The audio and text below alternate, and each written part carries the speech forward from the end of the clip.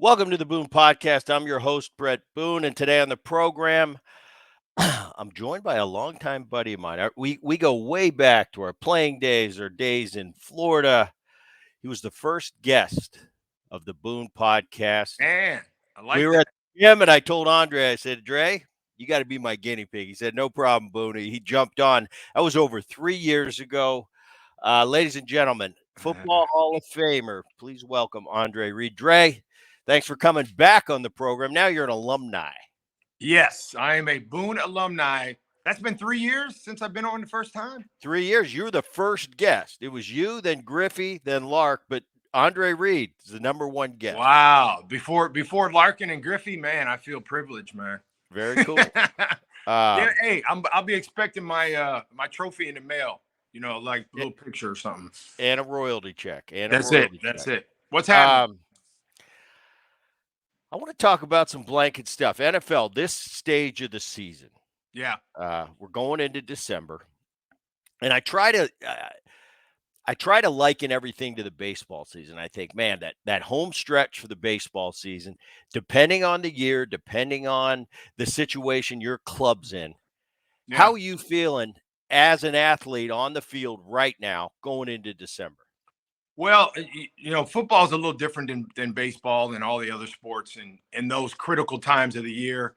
Obviously, baseball is 162 games, and basketball is 82 games or whatever. Football, you only have 16, 17 games. You got 18 weeks now. I know when I first came to the league, it was 16 weeks, but your window of winning those games, especially at this time of year, November. As soon as you come around Thanksgiving, and then before you know it, it's Christmas, and then you're like, those games that you lost early in September and October can come back and haunt you late in the season when you have to win games. It's been like that. It's always been like that. You got to win your division games. You got to win the games you're supposed to win, and you can maybe drop one or two during the year, but those games come back and get you, man. 99 out of 10 times, those are the games that get you. And then you're in a must-win situation. And if you don't win that, you're out of the playoffs. So these teams right now that are jockeying for positions at this point of the year, just to get a shot at the playoffs, at the halfway point, to a certain point, we're a little bit past the halfway point now, are really desperate, for them to win and then for other teams to lose. And our coach, Marv, always said, take care of what you got to take care of in your own division first. And you can't worry about what other teams do. And a lot of these teams, I wouldn't say they're in a panic mode. They talk about a panic mode like in the first 4 or 5 games of the year. Oh, they're in a panic mode. They're in a panic mode. By this time of the year, you should be either going towards the playoffs and getting in a position to be in there, or you're the teams that just don't have a shot at all. Dre, it's changed. The dynamic of sports, the playoff situation, it's changed. The NFL went to it earlier, where more teams made the playoffs. This year, baseball's starting to go that way. Now you got 12 spots to get to that postseason. When I first started in my career, there weren't that many spots. So a lot of times, and I'm going to put the scenario to you this way. I've been on teams where right now in the season, this stage of the season, I know we've got no chance to make the playoffs. And I've got to find a way to get up every morning and find a purpose, whether that's chasing numbers, because let's be honest, the numbers at the end of the day is how we get paid. It might be an arbitration year. That might be a free agent year. I've been on teams that are fighting for our life, like we've got to do really good from here on out. We'll make a playoff. Now it's pretty easy to get up in the morning. And then I've been on teams that, hey, we're definitely going to the playoffs. We just got to stay healthy and go down the stretch. Yeah. Take those scenarios in football, and it seems like the teams when I was winning or we were right in the hunt, I didn't notice the physical wear and tear on the body that goes through the season. It seemed like, oh, I'm fresh as heck. But those seasons where we were out of the playoff race, it seems like my back hurt a little more, my knees hurt a little more. Give me that football version of it. Well, I think it's the same, Brett. It's the same thing. If you guys look down the road, especially at this time of year, they're going to start looking at other teams and what they're doing. Injuries, all that stuff comes into factor for you trying to get in the playoffs. and get a shot. It could be one game, it could be 2 games. You don't know. The attitudes are a lot different at this time of year. They say teams tank. I mean, really, is there such a thing as, is it like, do they write it in and say, yeah, we're tanking. We're going to tank because we have no shot at getting to the playoffs. We're looking for the number 1 draft choice, or we're looking to be in a better, position to draft the guy we actually need, we can really use. To me, football really, the draft has a lot to do with how your team does, but it's still free agency. It's still making moves in the offseason that are really the big moves that a team makes to get them in positions to be a better team the next year. You're going to get a lot from the draft, but most of the time you get it from a free agent guy that you need him right now. And in the NFL, again, 18 weeks, you need guys right now to play, especially if you're going for the playoffs. Yeah, because I mean, the bottom line is too the years Andre Reed's out of the. Let's say you're out of the playoff race. You still got to get your touches. You still got to get your passes. You still got to get your yards. Because who knows what's going in? At the end of the day, that's what we're judged by. When they're looking at the paperwork, they're going, all right, what did he do? He had X amount of touchdowns, X amount of yards. Yeah, that's how you're paid. So you got to keep going.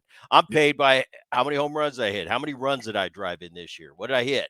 It's changing in baseball statistically. They're dwelling more on OPS now and different statistics. But the kids today, they've got to hit those numbers. Yeah. I want to turn it to quarterbacks. Yeah. Now, the NFL, obviously, the quarterback is at the utmost importance. I look at once again, I'm going to try to contrast here compared to Major League Baseball. I think of the quarterback as kind of a number 1 starter, that ace that we have on our staff. But we've got 4 other pitchers too. So if our ace goes down, doesn't necessarily mean we're done, but it means we got to find something. And in the baseball arena, trading deadline, you got a chance to pick up a Justin Verlander, a Max Scherzer. Whereas in football, it's not like Patrick Mahomes is available at the deadline if your quarterback went down. You know what I'm saying? Yeah. And I see right now, it seems like a lot of the NFL guys, a lot of the quarterbacks are down now. So if your team is based on that great quarterback and you need him to get there, your QB goes down. What's that state? And why it seems like more quarterbacks nowadays are going down? Am I wrong on that, or am I right? No, you're absolutely right. In our game, the quarterback to a certain point is the focal point. He's the most important position on the field. Everything revolves around him. All the great quarterbacks in this league have a supporting cast. And if you draft a quarterback in the NFL draft, it's up to you. Like Bryce Young. Let's take Bryce Young for an example. Obviously, the Panthers aren't having the season that they want, but does the coaching staff and does the organization say, well, now that Bryce Young is here and he is our so-called future, since we picked him the first pick in the draft, what are we going to do as an organization to make him better? That's what they're going to do this offseason. Whether they clean house, which they did, they got rid of my guy, Frank. Frank was a big part of my career. The offensive coordinator, they did a lot of things, but is that really always the thing to do? That's the first thing they do. They're going to get rid of some people and bring some better minds in there if that's what they think it is to make this kid better, because that's their franchise guy, Bryce Young. As far as the other quarterbacks go, they always, look at what Josh Dobbs is doing, in Minnesota now. He just was with, who's he with? The Cardinals. And 3 days later, he's winning a game for the Minnesota Vikings. So does that happen a lot in the league? Yeah. But you want to get a veteran guy that's been in those battles and it has some experience, especially when it comes to a team that maybe to a certain point is going for the playoffs, that has a chance at the playoffs. You want to get that guy that has experience. So it's an up and down situation in the NFL, Brett. And like any other sport, getting the right guy is the most important thing. But if you can get something comparable to him, that's going to move the needle. That's where the front office that's where they do their job, and that's what they need to do. Question for you. Take it back to during your playing time, your era, versus today. Does it seem like there's less high quality quarterbacks, more, or hasn't it changed much? It just moves on a different generation. I don't think it has changed much. I think ever since the days of the Montanas and the John Elways and Dan Marinos and all that, organizations they got to get that guy. And once they have that guy, how do we make everybody else better? How do we get a receiver that can push the button? How do we get a running back that we can count on for 30 carries a game? How do we get a defensive line that brings pressure, 9 out of 10 times? I mean, look at what Philadelphia is doing right now. I mean, I watched the game Sunday. Yeah, your Bills. They got your Bills. And they played a great game. There were two teams that were, Philadelphia's the best team in the league. And the Bills went in there and they showed out. But they made mistakes at crucial times of the game. Some things didn't go the way they should have. And against a good team, you're not going to win. They know how to capitalize on that. So that's what every organization in the NFL is trying to do. They're trying to set that base. They're trying to set the foundation and then build on that foundation to get them over the top to win a playoff game or get into playoffs. We're going to talk surfaces now. Seems like what I hear, and I'm the layman football guy, but the Meadowlands seems like a lot of injuries are coming out of it. You hear back and forth. Oh, this turf, not this turf. We go back to our day. I remember when you came into the NFL before I came into Major League Baseball. I was in the early 90s. You were in the 80s. I was in the 70s. What was your first year? 85. 85. Yeah. You were in the 80s. Yeah. Back then, Andre, a lot of the teams, we shared our arena with the football team. I remember coming out in the field after you guys would play on Sunday late in the season. And I'm at second base, and there's a 40-yard line right there. And I'm like, can they clean this up for me? Now, that's gone by the wayside. Nowadays, we've got state-of-the-art stadiums.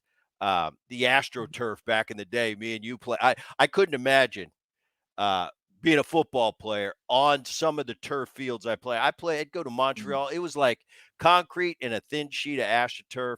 Played in Cincinnati, Philly, Pittsburgh, St. Louis. They all had that old-fashioned AstroTurf, and that's what you were playing football on. I look at the new surface, and I don't think you ever played on this new surface. No, never. But I'll tell you what, it's nice. It seems like a first-class seat compared to a middle coach seat compared to when we started. Yet the injuries are still happening. Take me to that turf versus I know when you're on the field now, down on the sidelines, you see that new turf. What are your thoughts? Well, that has been probably if Roger Goodell goes in the office every day, which he does, and there's 10 things that are on his desk that he has to deal with, which he has to deal with a lot of things. One of them is turf. He deals with that every team. I was over in London about a month and a half ago to watch the Bills play the Jaguars over there. And they played in a really nice stadium there. Tottenham Stadium is really nice, but it's a soccer stadium. And they actually rolled in the turf, took out the soccer turf, and rolled in football turf. I don't know what the difference is. I've never played on soccer turf before, but obviously over there, it's more soccer than it's football, but it's soccer. So, and then a lot of the guys complained about the turf was a lot different, injury wise. So that's been a thing for years. And that's back to the days, like you said, when, we were playing on concrete, how would the NFL guys today deal with playing in old Pittsburgh Stadium? You think you got bad turf now? Try playing there. Or old Veteran Stadium there in Philly. Veteran Stadium, yeah. Where you're running a route right into second base. Yeah. It's not good. But, obviously, again, Roger has a big challenge ahead of him when it comes to turf, because most teams now, they go out and check the turf out. And some teams, a couple of years ago, they just said, we're not going to play. This is not good for our team. It's not good for the players to be out here on this. It's not conducive for the players to be out here. So, but we played on it. We played on that badge. I mean, Foxborough Stadium was pretty bad too. I remember I ran a 7-cut, which is like a post corner into the end zone, and it was rolled up in the end zone, the turf. So it's like they rolled the turf up. It's like, okay, you don't want to run a route over there, but that's how it was then. But it is an issue for players now. I think if they did probably a survey, which they do with players, of what's the most thing that they're worried about the most, it's probably turf. Cold weather. How is it play? As a baseball player, we've got to deal with it sometimes in April. If you get to the postseason, October. Nowadays, they've got all the retractable roofs, so it's usually much nicer. But I've Yeah. been in some cold baseball games. But I've been, I grin and bear it for a game, maybe two, and I get through it. Nobody likes to play baseball when it's cold. Nobody likes to swing a bat when it's cold. If you don't square Oh, it up, it's yeah. boom, boom, boom. Nobody. Football, that's the culture. Football. You've always Yeah. played in bad weather, play in snow, you play sleet, whatever. You just play. Does it get to a point where no, this is just what we do? This is it's part of what we signed up for. But Yeah. is it tougher for you? Is it tougher to play when you're freezing? It's everybody asking me, you played in Buffalo in that weather. How was it like? I go, weather's weather. Weather, you can't do anything about it. It's not like you can stay inside and say, you know what, today, I don't think I'll be able to do this today. Just count me Just out. too cold. Too cold. Yeah. Mindset. That's what sports is. Sports is a mindset. Yeah. You have the mindset to block that out and do what you're supposed to do and play the game. I kind of, I grew up in Pennsylvania. I grew up in the cold, so I knew what to expect. Now, Buffalo cold, I don't know if it's a different type of cold. Cold is cold. Heat is heat. It doesn't, there's Right. some of it's a little different, because Buffalo is a little, right by the lake, and you get lake effect snow and you get all that crazy stuff going on. But to me, it was the same. And you just had to get used to it and know that you're going to have to play on it no matter what. So, and it was an advantage for us. That's the way I looked at it mostly. It was an advantage for us every week, especially at this time of year. Matter of fact, I think it snowed in Buffalo last night. So this is the time of year where we thought it was an advantage for us every time a team came up in Buffalo and played, we're going to use the weather to our advantage. And most of the time we did. So, again, it's a mindset that you have to block out and know that no matter what, you're going to have to play in it and use it to your advantage. Yeah, it's each sport's so unique, and that's why I'm always fascinated to talk to somebody from the NFL, somebody from the NBA, Yeah. and they want to know about Major League. Like you mentioned, at the top of the show, you play 162 games. Other sports are going 162 games, but for us, it's no. This is what we signed up for. It's normal. The travel, it's just normal. We don't think Yeah. about the travel. But I think about playing in some of those games and the weather you're playing in, and I'm going, there's no way I'm playing. But that's not the culture. Boone, to tell you the truth, I loved it, man. Believe it or not, I loved it. I would assume you got to embrace it. I got to embrace it, man. Especially in Buffalo. It again, you just came out and said, you know what? It is what it is. What are you going to do? And you got to let the team that comes in knows that they're going to be in a definite battle because of not only us as a team, but the weather is going to be a part of it too. And I look at those cold. All right, I got a scenario for you. And I think about this all. I consider myself a tough guy, and I love bouncing around the turf. And I'm thinking when I was young, man, going across the middle in the NFL, catching a pass, and wearing it from a DB. That scares me to death. Scares me to death. Now, Andre Reed, I put you in the batter's box. Okay, let's go to one of our generation's pitchers, Randy Johnson. Oh, are you going to be worried if he squares you up in the ribs? Yes. Is that something that Andre Reed would fear? Yes. Would you fear? Are you feared going across? It's not that I would fear it.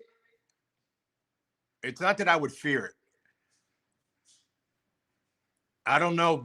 That's a different mentality, man. Right? Isn't it bizarre how to you that's probably all you'd be thinking about, especially if the first pitch he just buzzed your tower to see if you were paying And attention. he's 6'8", so the ball is coming down to you differently than somebody that's 6'2". Right. But isn't it fascinating if you line up on the side? All right, you're going out for a pass. Last thing you're thinking about is that contact in the middle. You're thinking, Last I thing, gotta, or I I'm done. I'm done before I might as well go sit right. down. Yeah, Just like when I get in the box, I don't care if you hit me. I'm not worried. That's the last thing. It's just fascinating to me how sport to sport, like things that you'd be thinking if I gave you a bat, and I'd be thinking dude. if you put some shoulder pads on. I'm first of all, I got pads on, Right. and you're standing there in the batter's I box, don't and care. I see those hits. I don't want to get. I'm a wuss, man. I think I'm tough, but I'm a wuss. you know what cracks me up is people go, "Yo, who?" People, I'm telling you, if I had a dime for every time somebody asked me this question, I'd have a stack of money. Who hit you the hardest? That's the question I get. Right. Out of 10 questions I get, that's number one. Who hit you the hardest? Well, who did? Um, and I always say it was probably Ronnie Lott, and then Steve Atwater, and then a couple linebackers, Mike Singletary. Uh,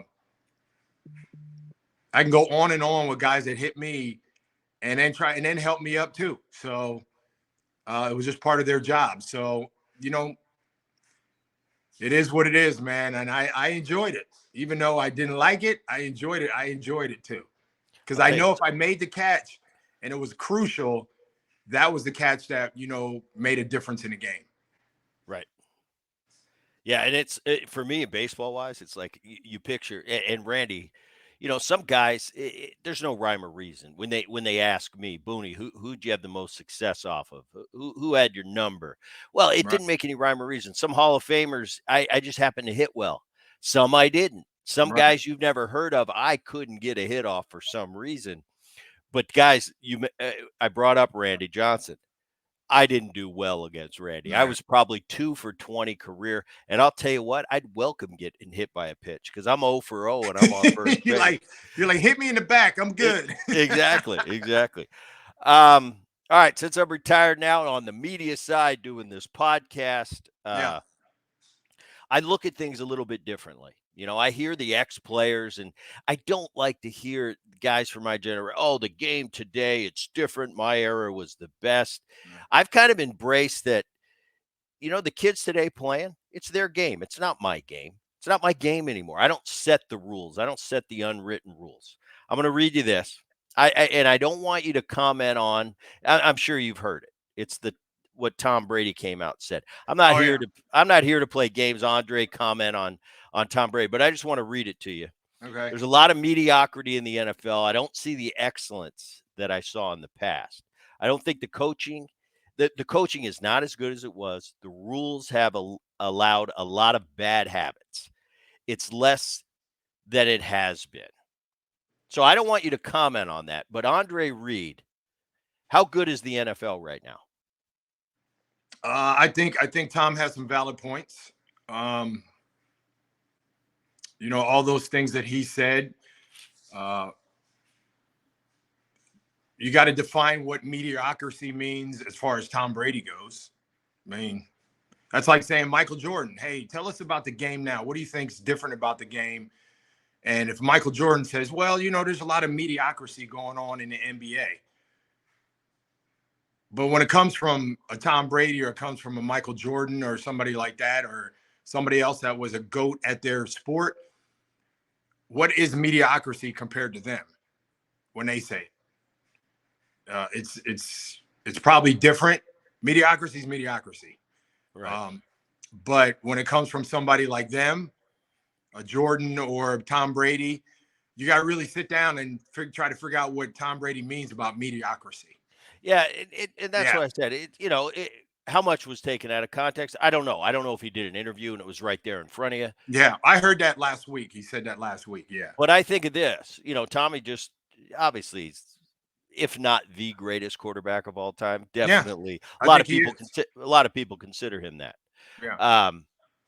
But he just got finished playing. And my question to Tom would be, okay, you say it's mediocrity. Okay, you were playing last year. Was it mediocre last year or just since you retired? Or when did it become mediocre? Was it good in 2006 and then it Yeah, ended? That's what I want him to yeah, expand on for me. yeah. Well, they're not going to ask him that. They're Right. not going to say, "Hey, well, expand on that mediocrity." And what do you mean by that? Right. We want And to get it right. They're looking for clickbait. what about so when you played during your heyday there in New England? What is mediocre? What does mediocrity mean to you when you were a player, Right. not when you're not a player? Right. Good Because point. you can go to players, you can go to organizations, you can go to rule changes, you can go to I mean, you could really break it down to say, okay, yeah, it is kind of mediocre. Rule change. I think rule changes are the most important thing that he would say that makes it to him mediocre, the mediocrity of it, because it does do a lot to change a lot of different things in the game. I mean, look at the Philly Buffalo game. There was a controversial call against Josh for I think it was Reddick sacked him, but it was a questionable horse collar. Did you see that? I didn't see it. I saw the very end. Yeah. So could that have been a major factor in the game? Yeah, but there's probably a lot of other things that could have happened in the game there was one play I saw. He missed Gabe Davis down, whether or not Gabe ran the wrong route or he didn't read the defense. Because from my standpoint, and I'm not saying he was wrong or right, I just think that they weren't on the same page. That's like the pitcher and the catcher not being on the same page. Uh, and it looked like the middle of the field was open and he ran to the corner instead of going to the middle of the field. So that's neither here nor there, though. But when Tom Brady talks, everybody listens. And it's like when Michael Jordan talks, everybody listens. So whatever Mike and Tom say, okay, Usually, hey, maybe he's got a point. you got a point. Um, Yeah, yeah. you mentioned rule changes this year, and I don't know how much attention you were paying to the baseball season this year, but they changed two things that were pretty. Well, they changed the bases, which I don't really care. They made them bigger. What I don't get is the time clock. The time clock. All right, Andre. I go into it, and once again, I told you. Now, as an adult, I really, I'm willing to. I'm patient. I say, you're always going to have your gut feeling when you hear something new coming to your game. Yeah. And the time clock was 20 seconds. They wanted to speed up the game. They wanted to, hey, let's go. Instead of being able to step out of the box, prance around, take 40 seconds, 50, a minute in between pitches, call time anytime you wanted. They wanted to speed play up. I Okay. went into it thinking, as a baseball player, we have a lot of pride, and we're the only major sport that doesn't have a clock. So we took a lot of pride in that. So, but I was open minded. I went with it. And I'll tell you what, I loved it. It was a So swifter game. what was the final verdict? If they after the end of the season, are they satisfied with it? I think from coaches, staff, fans, players, I think an overwhelming home run. It Really? was great. The games were swifter. They were done in under 3 hours. And all you had to do is instead of take your time, it's like, let's be ready to hit. I think it was good for the game. It was a swifter game. It was Did a it crisp. really do anything to the pitchers? That's what you're hearing. And we're talking about Tom Brady. Max Scherzer just came out and said he thinks the time clock and the pitchers being in a certain position where they have to deliver the ball in a certain amount of time, he thinks it's going to lead to a lot of injuries and led to some injuries this year. I think What were the injuries that it led to? I don't know, arm injuries. And that's something that, I listen when to Max Scherzer. He's going to be a first ballot Hall of Famer. When he speaks, he's got some credibility to his words. Yeah. That being said, I don't know what the research is that says that happened, but I think overwhelmingly, guys I've talked to, especially coaches and managers, they love it. And the fans, every fan I've talked to said, Booney, this is unbelievable. We go to the game and we don't have to sit there and we're not on our iPhone, because if we're on our iPhone, we'll miss something in the game. And the Right. innings are crisp and you're getting out of there in 2 hours and 45 minutes. I was gonna say, so it significantly did something with the time as far as the game, right? Without a doubt. It went Okay. probably shaved on average, there's 15 games a night. On average, it probably shaved 30 to 40 minutes off every game on average. Wow. And it I was know just because a we'll go to a lot of the Padre games here, some yeah. of the Padre games. And not only did I take notice to that, but I was really, really in tune. I was really trying to figure that out. I would look at the clock and look at the pitcher, and he's up there, and he ain't got no time to be messing with the bag or doing his feet, getting his feet right up there on the mound. I mean, he's got to deliver that ball. As soon as he gets it back, he got to get the sign and deliver. He ain't Right. got no And they've time. got and there's a timeout that you can use. The hitter gets one timeout. That's the only problem I have with it. And I think they need to tweak it. I think it's a good rule they've implemented. But I think what they need to tweak is here's the actual rule. It's 20 seconds in between pitches. But the batter must engage with the hitter at the 8-second mark.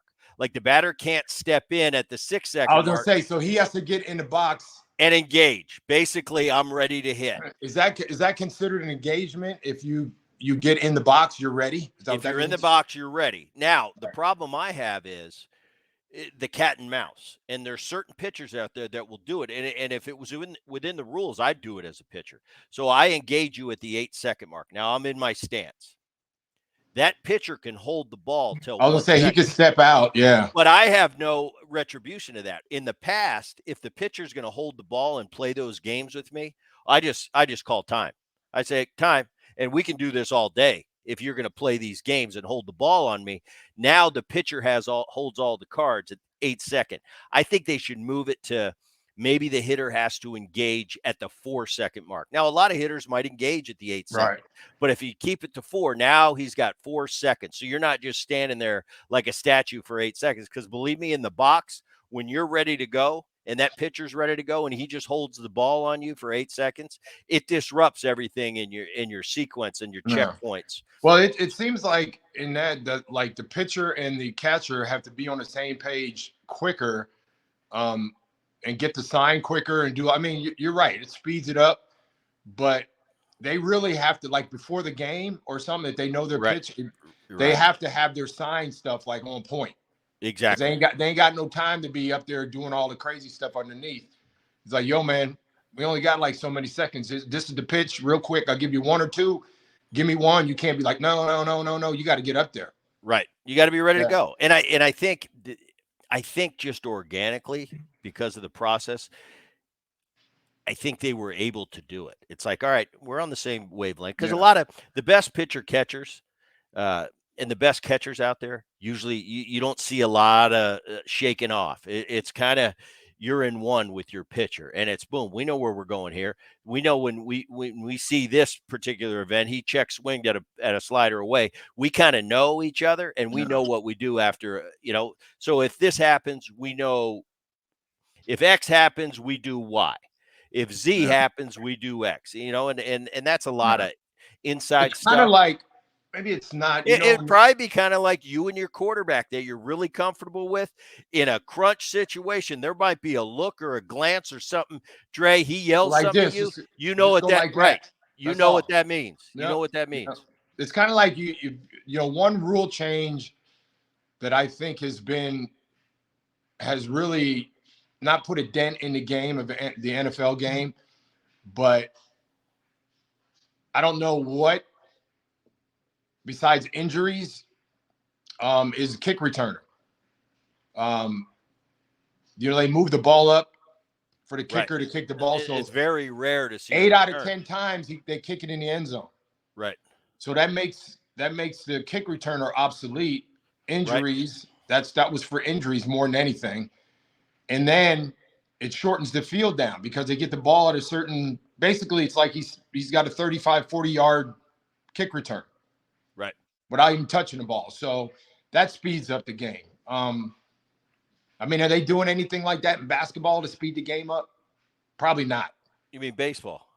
No, they're doing it in baseball as far as the pitchers go. Well, but baseball, I mean, it's like I hated it, but you can't take the second baseman out when he's turning a double play now. You got to slide nicely into the bag. Yeah. When I was playing, you'd knock me into left field. That was Done. part of the cat and mouse, and I actually liked it. Because it's the only way as second baseman we separate ourselves from good to great is who can turn that big double play when someone's trying to knock you in the left field with the game on the line. That separates you. Wow. Yeah. Now the peanut lady can turn a double play. Left fielder can turn a double play. The lady catching the foul balls over there on the she can turn a double play now. So I hate that rule, Dre. I hate that rule. Okay, with the rule changes, if Goodell calls Andre Reed today and says, "All right, Dre, you've got the power. You can change one thing in the game of football." What are you telling Goodell? Man, that's a good question, Boone. Obviously, being a offensive guy, man, I got to think about that. Because they, I can't say, well, the receiver, okay, but they're protecting protecting the receivers more than they did when I played. Obviously, they are. I don't know, man. I would say some some of those yardage rule changes, because some of these rule changes have big yardage amounts attached to them. Like the kickoff and all that kind of thing. That I got to think about that. Some of those rule changes because I'll tell you what, as a football fan, and you mentioned that you don't get to see returns. As a football fan watching the game, I want to see that return. I want to see back in my day. I want to see Dion get a chance to touch the ball in a big situation, but he doesn't get to do that anymore. No, from a fan standpoint, to baseball, you can't hit the catcher anymore. That was a big part of our game. And it's not that I was ever trying to hurt somebody, but I'll tell you what, if I got to score this run, you've got the ball and you're blocking the plate, I got to hit you as hard as I can. I never really understood how much that rule of a factor is in baseball, blocking the plate. And then, it doesn't even make sense. Which part does? Blocking the plate or not being able to block the plate? Both. See, but now the rule is so skewed. It's like the catchers today don't even know what the rules are. Like, you can't have a foot in the lane, or that's illegal. Right. What's illegal, what's not. It used to just be, hey, baby, you can, if that catcher's in your way, plow them over. It's you don't even see it that much anymore. No, you're not allowed. You don't even see it. And it's from, just like the NFL, returning the kicks. It's just for injury purposes and the money that they're paying. I understand from the owner's standpoint, with the amount of finances to today's athlete they're paying, I understand you want to protect your product. And if you can keep, one of your star guys might be that stud kick returner, you're paying him $20 million a year or whatever you're paying him. You don't want to see him get hurt. So I understand from that aspect. You might have a lot of money wrapped up in your starting catcher. So you don't want to see him get plowed at home plate and, blows out a shoulder and he's out for the year. So I understand that point. I'm just talking from a fan standpoint. For me, baseball, less change is better. I'm a purist. I like the game the way it's been. I think another one is if a quarterback happens to break the pocket, and regardless of who it is, he is not considered fair game like anybody else. He's fair game, but if he gets hit, the ramifications of the penalty are all almost automatic. Right. So why is it that he's different when he goes across the line of scrimmage than anybody else? Safety again. How about the punter? I hate when they break through and this guy does a great job, and he's the last thing he's trying to do is hurt that punter. He's just going for a block. He's got it. He just misses it, and he just touches his toe, and then the punter goes into the flop, and it's like ball back, 15-yard penalty. I'm going, come on, how can you be aggressive and really go for the block if there's a chance you're going to touch The his only toe. thing you could do is block the ball and hit him too. That's about it. Right. So if you miss one of them, you miss the ball and hit him. Out of 10 times, it's going to seven times, 8 times is going to be a penalty. It's first down going the other way. First down for the kicking team. Right. It can change the game. Oh no, it does change the game. A lot of times it does change the game. It's a big, like I said, every kick is a 40 yard change of possession.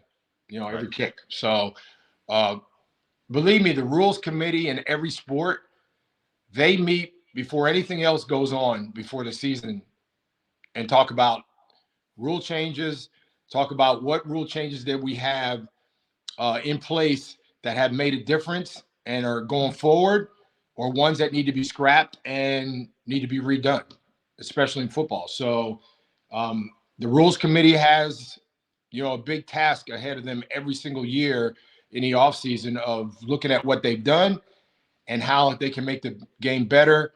How can it make the game safer? All those things. Speed up the game, all that. It's, yeah. In the 40s, they didn't care about that. In the 50s, they didn't care. No. You were out there for 7 hours playing football in the 50s. That's right. Right. Put some ice on it. See you next week. They don't want to hear that you're injured. Matter of fact, go to your job for 8 hours and then. That's right. Yeah, there you go. Yep.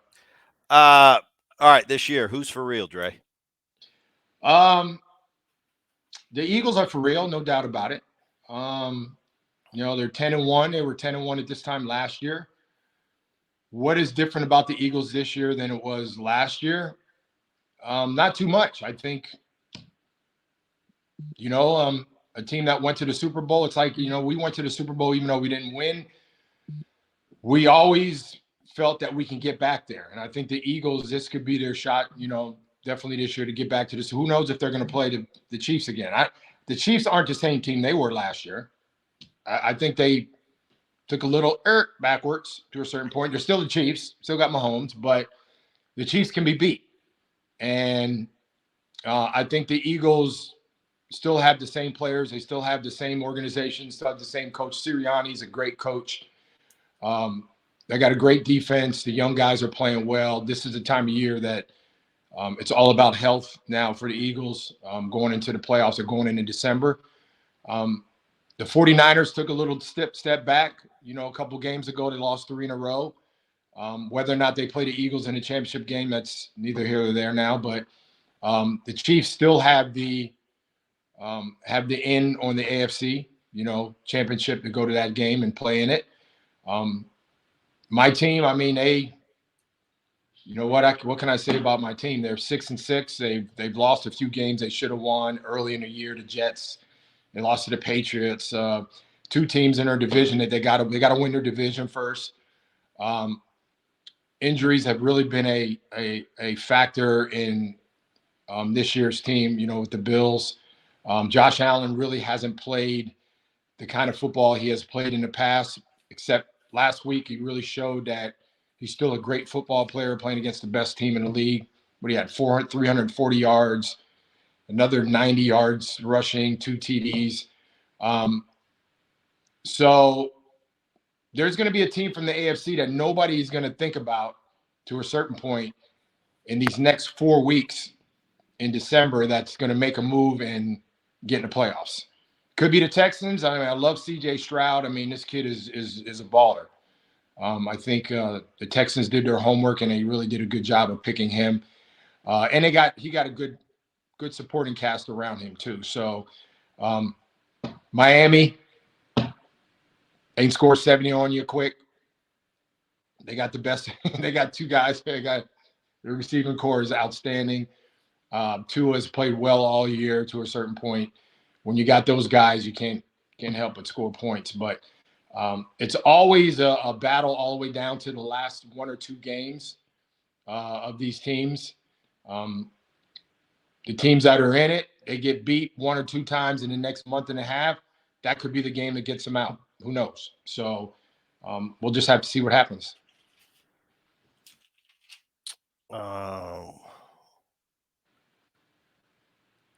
see you on social media all the time, Dre. You're everywhere. You're at events. You're doing this. You're doing Mhm. that. I know you do a lot of work at the foundation. We do a golf tournament every year locally here in San Diego. Yep. Um, Give me an update. Tell the people listening on the Boone podcast what you're up to, what you're doing, websites, places they can come and check your stuff out. Yeah, man, they can just go to my Instagram or social media, Andre Reed _83, and see what I'm doing. My wife is really engaged in marketing, with the company she's with. She has probably 30 plus athletes in baseball, basketball, football, hockey, soccer, you name it. She's involved with a lot of things. Actually, she's involved with the uh, pro volleyball team coming here to San Diego. They start playing in February. I know you heard about that. Um, and the rugby team. So even though San Diego has lost their football team, I really give them a lot of credit for um, bringing soccer and volleyball here to San Diego. So she's involved with that, and she's always on the go.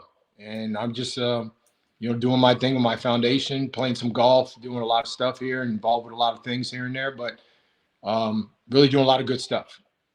Very cool. Dre, I appreciate you coming You on the got it, man. program today. I'm headed to Pebble Beach. I got a Oh 4-day man, I got you. tourney. I know you're jealous, I am. but we'll catch up and stay in touch when I get back in town.